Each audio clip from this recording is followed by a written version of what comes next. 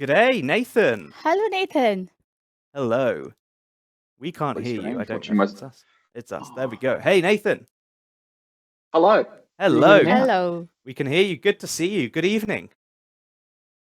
Good morning. Yeah, it's morning Evening? here. Morning, It's yeah. morning here. Yeah. Although I Yes. don't know which Tell you time what. zone you are in, Callum. Yeah, I'm not sure either. Yeah. Because you were in this part of the world until very recently, weren't you? Until Monday, yes. Until Oh. yeah. Literally, Sounds I like a landed. lovely- I had 25 hours on a plane and landed Tuesday morning. Had 2 hours sleep and then was straight Nice. back on a plane with Purnima. So yeah, it's been a whirlwind. Anyway, Yeah. good to see you, It's a Nathan. long haul. You too, both of you. The long haul. Yeah. Yeah. We've obviously, hopefully you've been hearing, just been talking a little bit about what you do at HQ, but maybe you can very quickly introduce yourself and then we'll get on with your session. Sure. I'm Nathan. Obviously. I joined HQ in August of last year as part of I was a package deal with my workflow package, which at the time was Plumber. It's now Umbraco Workflow.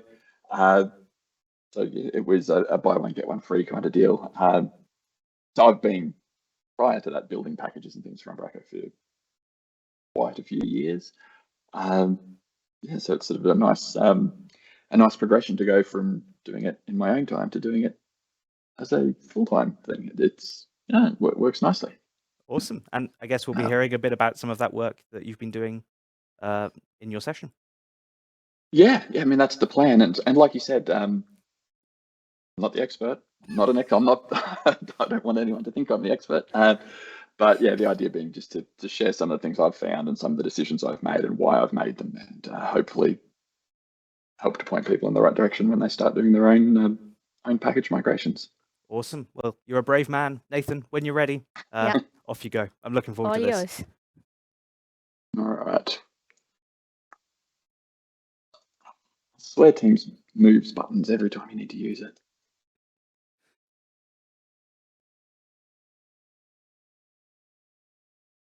Where's my screen? I'm sharing my screen. Are we seeing my screen?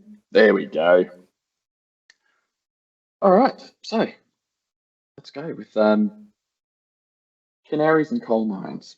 So like I just said, we're going to have a look at what I've done with workflow so far with Bellissima. Not intended to be an expert guide by any means, because I'm not the expert, but this is me. I'm the canary, and Bellissima is the coal mine.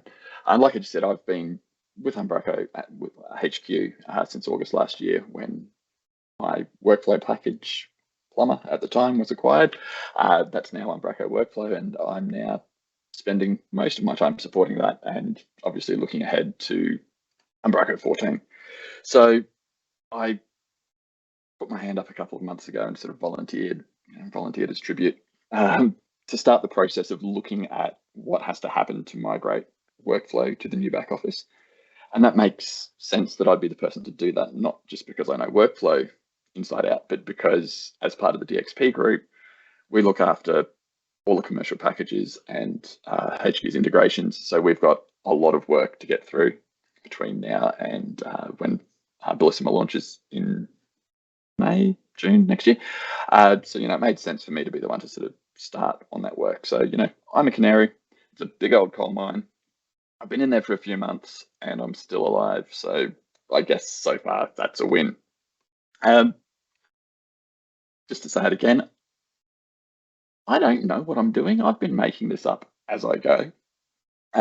Just like in the current package dev world, there are a lot of different ways to achieve the same results. So the way I'm doing things is by no means the only way, by no means perhaps the best way. Some of it's probably not even the right way, but what I want to have a look at is a quick collection of some of my learnings from the last few months of sort of pulling workflow apart and then putting it back together. So yeah, there are some examples. There's some code and things to look at, but if you are hoping to walk away with like an end-to-end blueprint on a package migration, I'm sorry, you won't be getting that.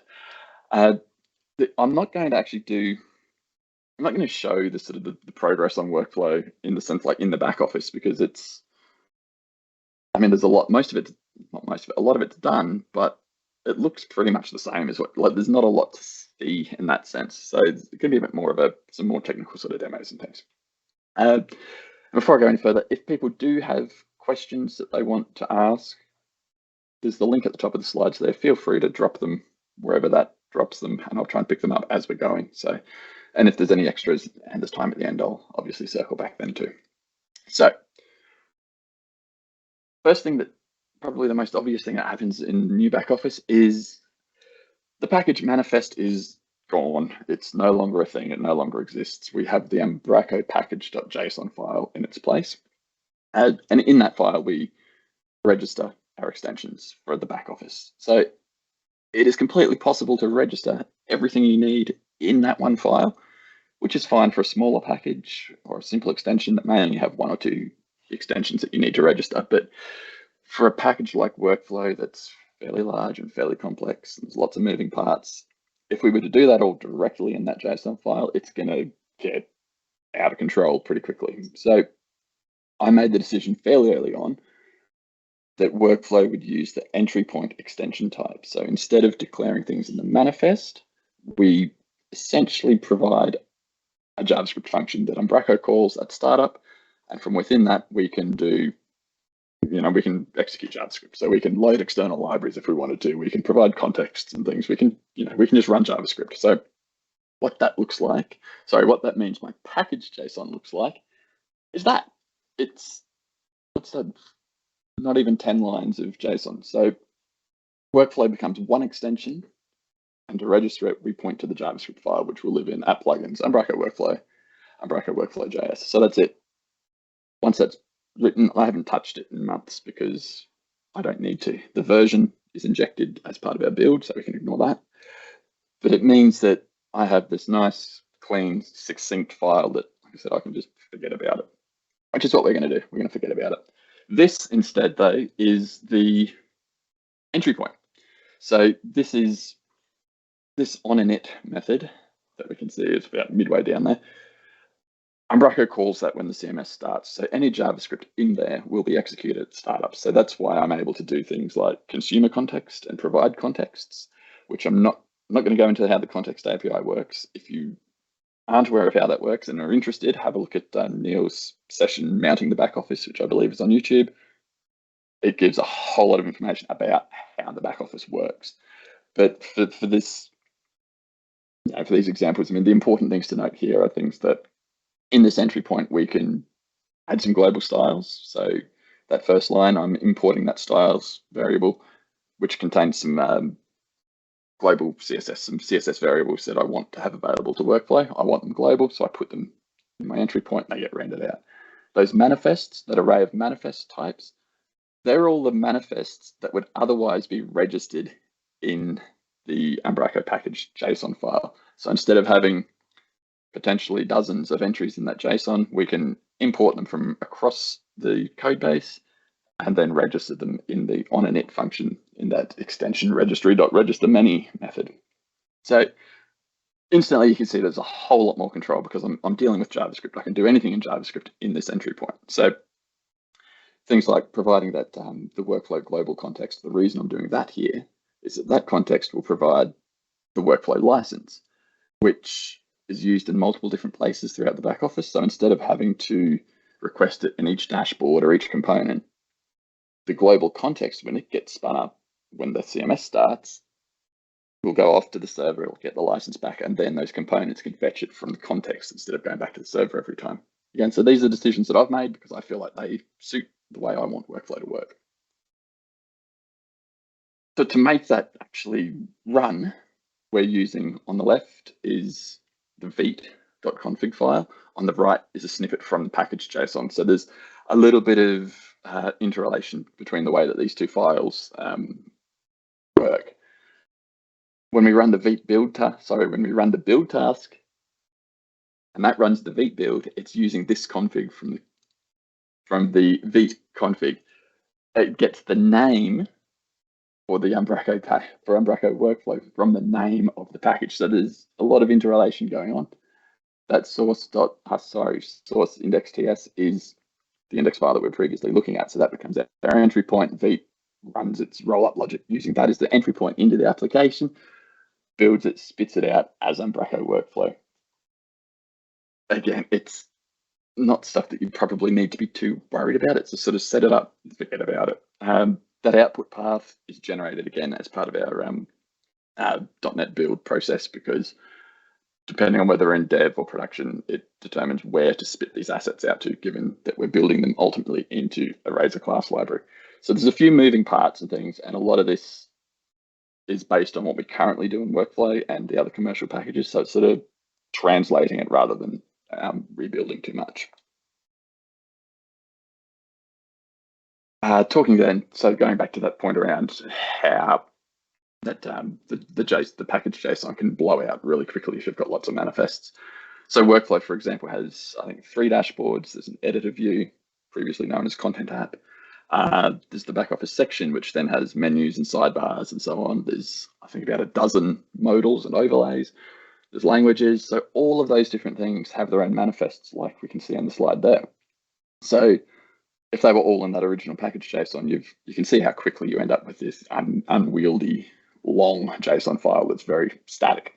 Whereas if this is JavaScript, which being JavaScript means that we can then do things like dynamically generating a collection of manifests, which is what we're looking at in the right-hand side there.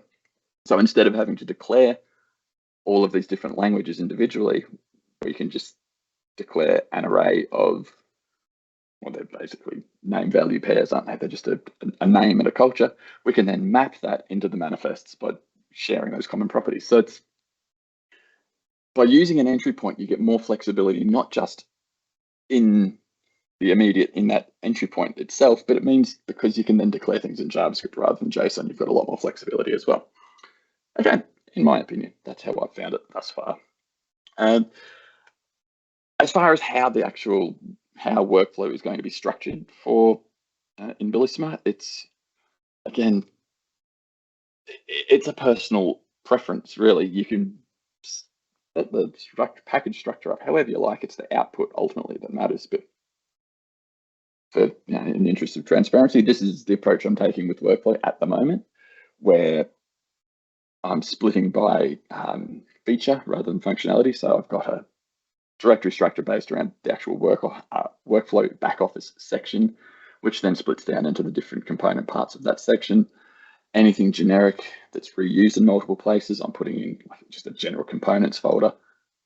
But then already I'm sort of finding that, like, within that modals directory, I think there's at least a dozen different modals, but it probably makes more sense for them to be spread out, and the modals that relate specifically to content reviews live with the rest of the content reviews functionality. So there's still decisions there that happen, and things keep changing, and that's perfectly okay, because it's this sort of side of it, I think, is a lot of personal preference around how that project's structured. The highlighted files there are the ones that we've sort of had a quick look at, just to sort of show where they fit within the project structure. So you can see that you run the npm build task that is declared in the package JSON, which then gets its config from the Veet config, but it also pulls the name for the package from the package JSON, uses index as the entry point, and then it spits out that Umbraco package JSON I've highlighted there, because by putting it in that public folder, it doesn't get bundled, but Veet spits it out into the output directory, which is what we want. We don't want that bundled into the main application JavaScript bundles. We want it as a separate asset. So by dropping it in a public folder, that it works, and Veet and Rollup look after that for us, which is really nice. So it's manifests all the way down. If you want a modal, you'll need a manifest. If you want a dashboard, a section, a menu item, all those, you will need a manifest to declare it. So pretty much all the directories on that previous slide, they will somewhere be exporting a collection of manifests, which then are ultimately imported into that index TS file in that collection, that array of manifest types that we saw at the very start. Those then get passed into the init method, and Umbraco knows what to do with them. So there's quite a lot of moving parts and quite a lot of boilerplate when you're declaring all those manifests, and it can get repetitive. But I think the way I've ended up thinking about it is that any components that you need Umbraco to know about are probably going to need to be registered in a manifest. If it's a general sort of display component or something, you can then, that Umbraco maybe doesn't need to know about, more than likely won't need a manifest. Lots of caveats there, but here's another big one. Workflow in its current state is already written in TypeScript. It touches very, very lightly on AngularJS, its abstracted way, as much as possible. So it's all already, before I even started looking at the Bellissima migration, it's already modular, modern class-based JavaScript. So there was a head start there for me, which has been hugely helpful. I did go all the way back through to Plumber on Umbraco 7 to sort of try and find a traditional AngularJS examples, and more than anything, that highlighted how far or how big the leap, not in terms of complexity or learning curve or anything like that, but just the sophistication of the new Backoffice compared to the old. And we'll get to that shortly too. So how do we actually do this? This is an empty element scaffold that I think I've typed feels like a few hundred times. It's sort of the base class that I've been using pretty much for everything. There's nothing special there. It's a lit element. If someone wanted to write, excuse me, a command line generator kind of tool to spit these out, that would be brilliant. It's kind of like the Angular ng generate tooling that, if you're familiar with Angular, you just ask it for things and it just builds out those empty scaffolds. But in terms of what this does out of the box, doesn't do a whole lot, but from here we can be adding or consuming context APIs, we can be adding stateful properties, we can be making it reactive and all those wonderful lit focused things, which, because it's lit and because we're dealing with web components, this could just as easily be React or Angular or any other front-end framework that you might prefer. But I would urge you, if you were thinking about using React or Angular or whatever framework, consider very, very carefully if you actually need to bring a framework into the Backoffice, because I don't think you do.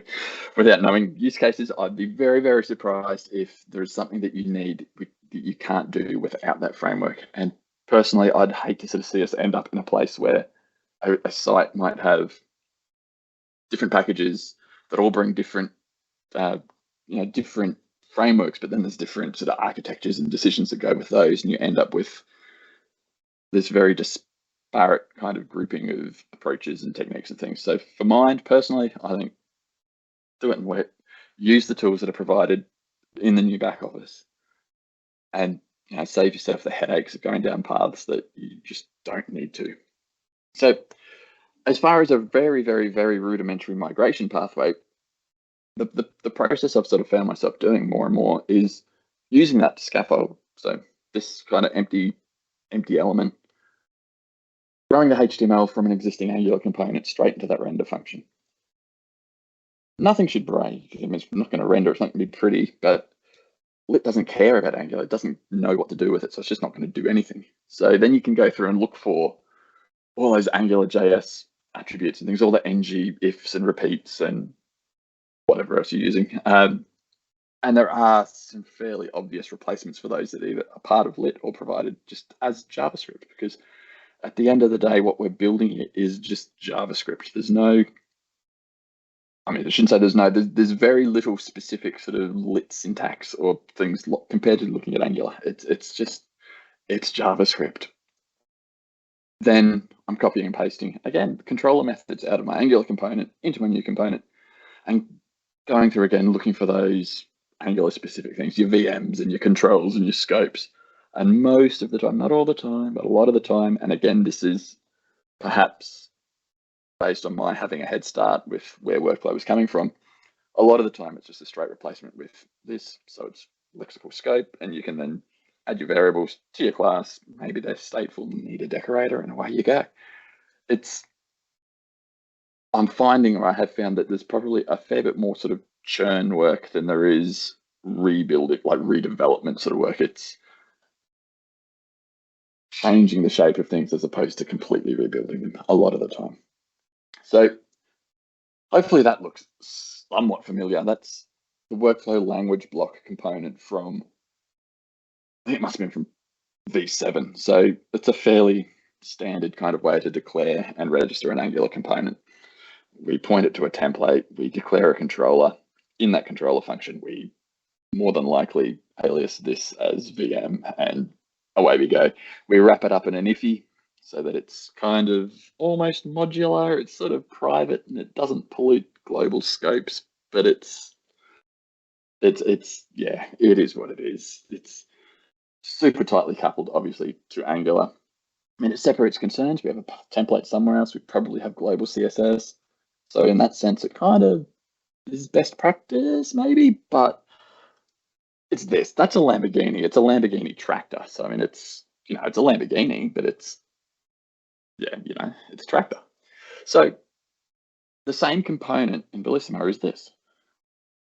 That's very close to the empty template we were looking at earlier. Just in this case, the render method actually does something, and all it's doing is rendering out a box from the UI library, setting a headline, and rendering the language name.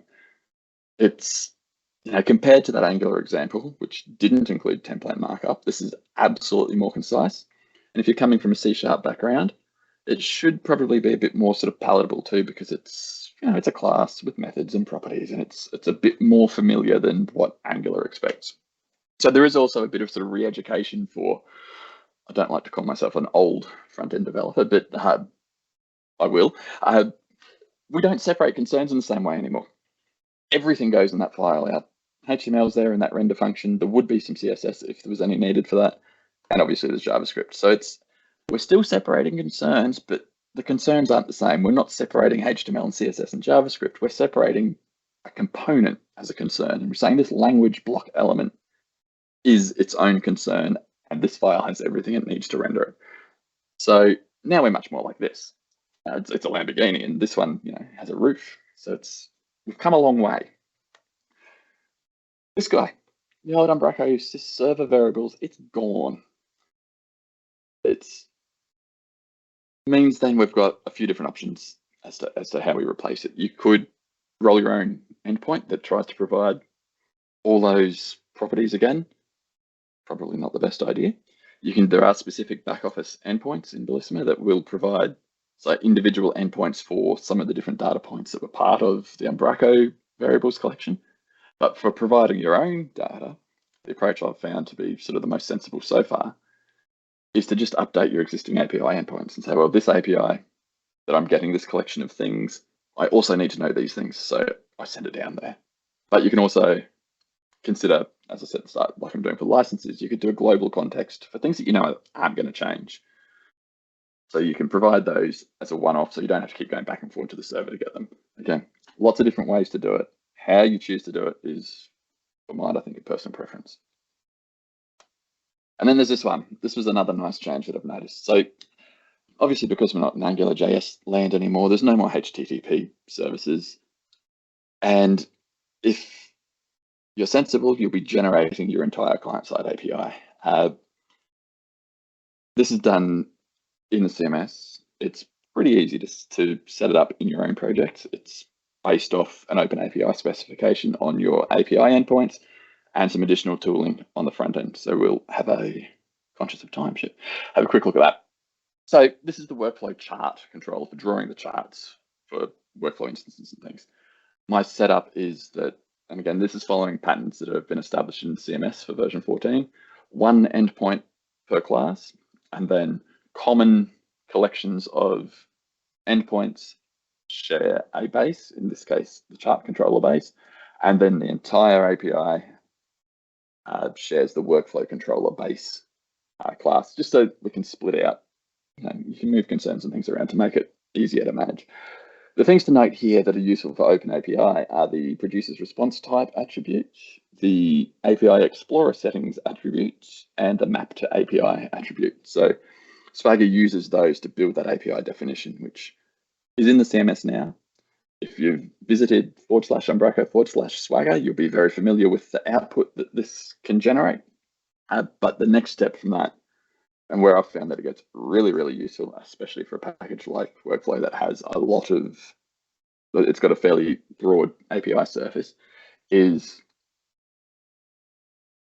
not this part. We'll skip over that because we're running out of time. So this is the magical bit, is running OpenAPI TypeScript code gen, installing that into the client, and it uses the Swagger definition or the OpenAPI definition to generate your entire client-side API. So you don't need to be dealing with in current back office where you've got your HTTPs, gets and puts and posts, and then the resource or request helper and all those different helper classes that are there to try and simplify API access.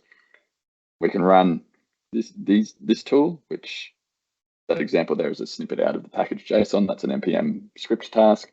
If I run the npm run generate API with those parameters, it will generate everything I need for the client side, so that when I want to use that API, all I need is something along those lines. I wrap it in the try, execute, and notify method, which is part of the back office. It looks after some server response handling and things for us. So again, we don't have to worry about that. We get back a data object and an error object. The data is strongly typed, and the type will reflect the type that we declared in the producer's response type attribute back in our API. So by being typed, we've got full IntelliSense, we've got compile time error checking, all those things that, again, that C# developers probably take for granted are all now readily available on the client as well. I mean, this alone is one of the, I feel like is a huge win, and just simplifies. I mean, it means that you're free to focus on, actually building things rather than dealing with boilerplate and scaffolding out like APIs and things, which gets a bit monotonous and a bit boring. So what's next? I mean, obviously, aside from finishing Workflow and then dealing with forms, deploy, commerce, UI builder, and all the other HQ integrations, the plan is tentatively, and I still need to talk this one through a bit more, is that the client-side parts of Workflow will be made available, even though it's currently the whole project is closed source, being commercial. We want to find a way to share and make this accessible for people to actually help get other developers moving and give them some examples and exemplars of how to build on Bellissima. Obviously, before that happens, I'll be pushing the whole thing over to Jacob and the front end team, and then crying as they pull it apart and tell me all the things that should be done differently. Then we'll fix all of those, and then we'll be able to share it. So hopefully Q1 of next year, we'll have something that's maybe not finished, but finished enough to be shared publicly, and we'll have probably moved away from all the things I've just talked about, because they may not even be the best way to be doing it, but they're working for now. They're working for me.